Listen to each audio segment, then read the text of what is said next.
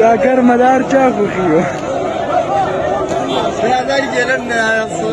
کم دی راځئ راځئ راځئ راځئ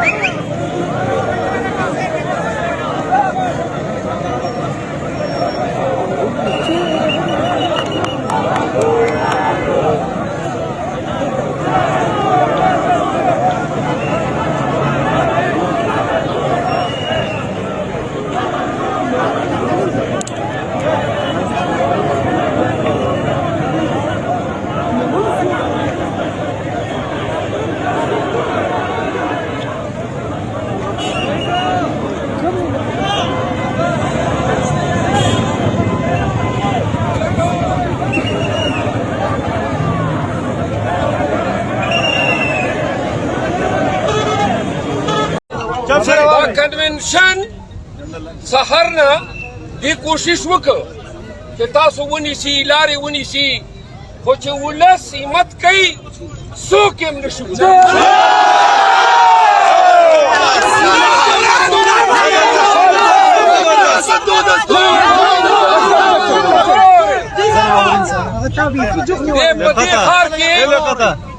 په دې ښار کې زه نن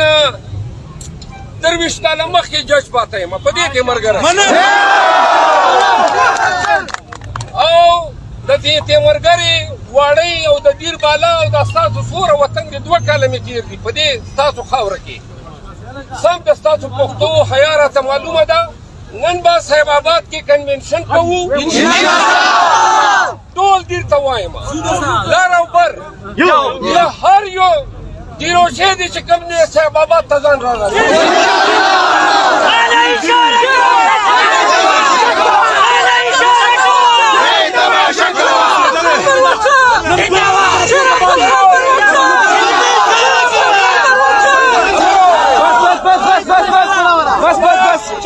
سبا زمونږ په کرک کې کنونشن دی خبره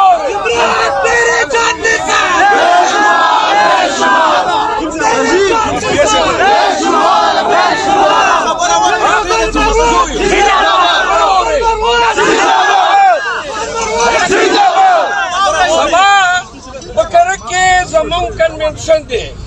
نن زمونږ کسان اوچته یي واورئ د لکي مروت خلکو بنو خلکو واټ خلکو او کرک خلکو دا ټول ولس ته وایم خصوصا خپل قوم ته وایم په زراو تعداد به سبا کرک ته راځئ بدوشو تاسو ته وایم بیټنو ته وایم وزیرو ته وایم مسعودو ته وایم خټکو ته وایم بندوشو ته وایم افریدو ته وایم سبا د تاسو او موږ په کرک کې مبادو منې کوي په خدای قسم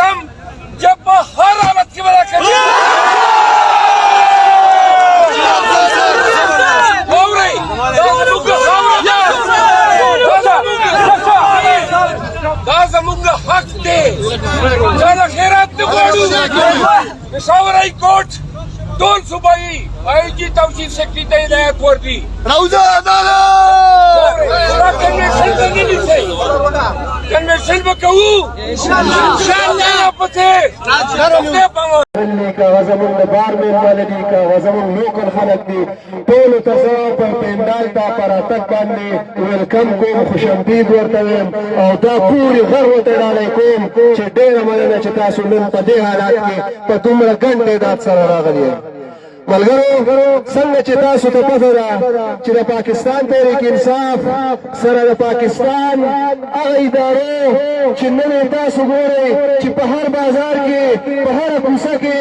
په هر یو ښار کې نن د پاکستان تحریک انصاف هغه ورکر منع کېږي کوم چې دې کنونشن نه روان دی نو ډي سي صاحب زه درته ریکویسټ کوم چې بس دی مړه د میرې مور ده کومه خوی چې تا راغیستی د تیر د عوامو سه کم از کم دا واپس واخله او زما چې څومره ورکړ که هغه په کوهستان مېله روان دی په شرینګل باندې تا جام کړی که د دیر مېله روان دی په چوکیاتن باندې تا جام کړی که د هوښیارۍ نه را روان دی